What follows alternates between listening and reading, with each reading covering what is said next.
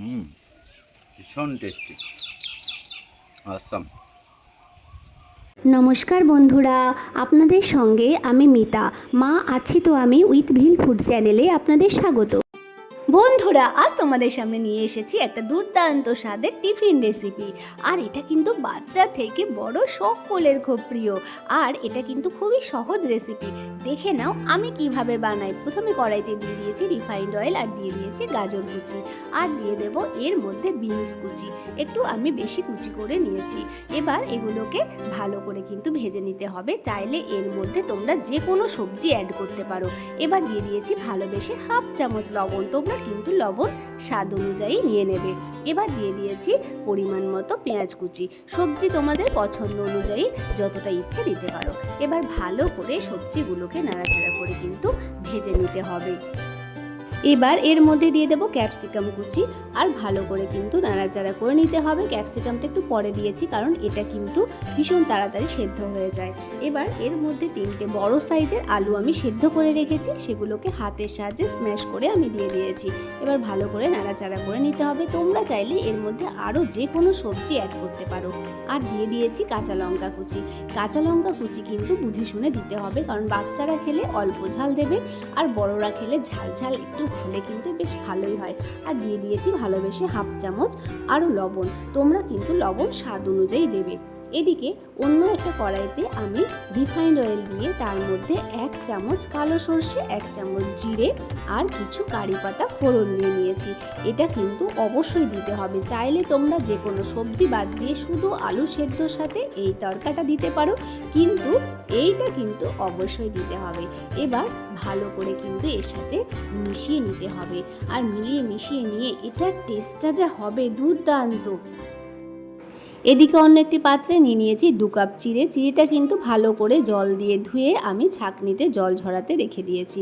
আর এদিকে 1 কাপ টক দইয়ের মধ্যে 2 কাপ সুজি দিয়ে ভালো করে মিশিয়ে নিয়েছি। এখানে এবার কিন্তু ভালোবেসে দিয়ে দিয়েছি হাফ চামচ লবণ। তোমরা কিন্তু লবণ স্বাদ অনুযায়ী দেবে। আর দিয়ে দিয়েছি এখানে 2 চামচ বা 2 চামচের একটু কম আমি কিন্তু চিলি ফ্লেক্স দিয়েছি। বাচ্চারা খেলে এটা কিন্তু কম দিতে পারো, বুঝে শুনে ঝালটা দেবে। আর এর মধ্যে দিয়ে দিয়েছি 1 প্যাকেট ইনোটা কিন্তু অবশ্যই দিতে হবে। ইনো দেওয়ার পরে কিন্তু হাত দিয়ে ভালো করে মিশিয়ে নিতে হবে। দিয়ে দিয়েছি হাফ চামচের কম আদা বাটা আর হাফ চামচ জিরে গুঁড়ো। এগুলো দিয়েও ভালো করে মিশিয়ে নিতে হবে। আর এটা কিন্তু অবশ্যই তোমরা চাইলে মিক্সিতে করতে পারো, কিন্তু আমি মিক্সিতে আর আলাদা করে ব্লেন্ড করিনি, এমনিতেই এটা সুন্দর হয়।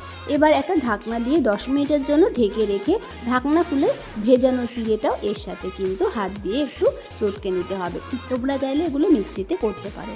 আর এবার এই যে মিশ্রণটাকে যে কোনো কাঁধা উঁচু কোনো থালার মধ্যেও করা যায়, বা যে কোনো ছোট ছোট পাত্রের মধ্যে রেখেও করা যায়। এবার আমি এই মিশ্রণটাকে প্রথমে সুজি দই চিড়ের মিশ্রণটাকে একটা বাটিতে তেল লাগিয়ে তার মধ্যে কিন্তু আমি এই মিশ্রণগুলোকে দিয়ে দিয়েছি। আর তারপরে দিয়ে দিয়েছি এর ওপরে যে সবজির পুরটা করেছিলাম, সেই সবজির পুরটা দিয়ে তার ওপরে আবার দিয়ে দিয়েছি এই সুজি আর দই চিড়ের যে মিশ্রণটা, সেটাকে এইভাবে কিন্তু দিতে হবে।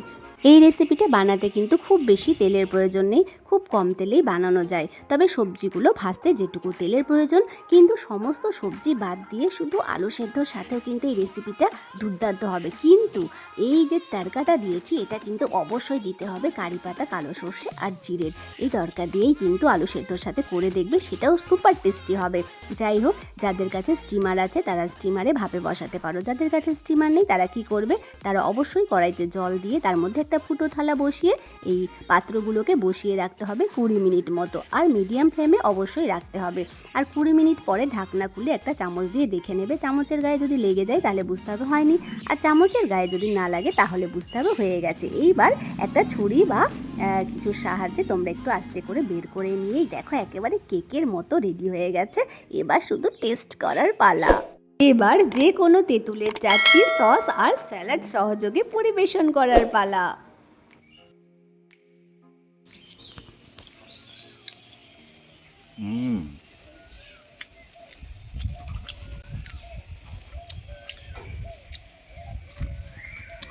দারুণ হয়েছে না, ফাটাফাটি খেতে হয়েছে, ভীষণ টেস্টি, আসাম।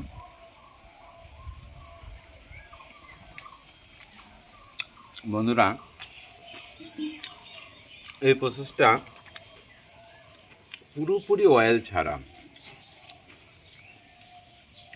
এত সুন্দর টেস্টি খাবার, সকালবেলার ব্রেকফাস্ট, দারুণ এক কথায়।